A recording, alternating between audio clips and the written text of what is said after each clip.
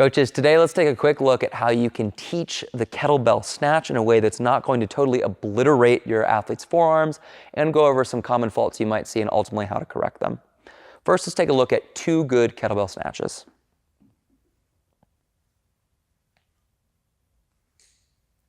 Awesome. Now what I want you to pay attention to is 2 bad ones, and you're going to see that the arm stays straight for the most part, and then the kettlebell comes over top and smacks Rena's forearm on the backside.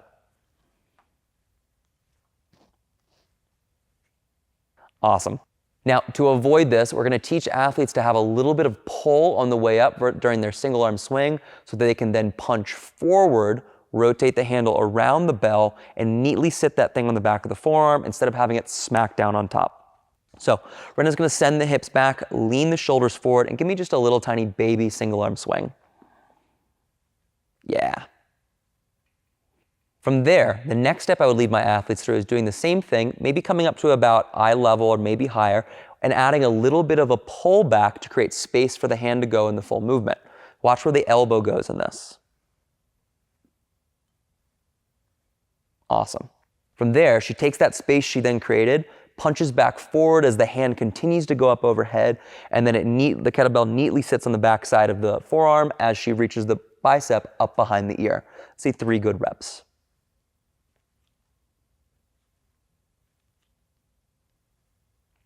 And relax. So if you see athletes smacking the kettlebell on the backside of the body and the arm staying too straight, quickly teach them how to pull back and then punch forward. You can even do that in a workout. Really good cue to get them moving in a better and more efficient fashion. But that's only 50% of the movement. We also see issues on the way back down.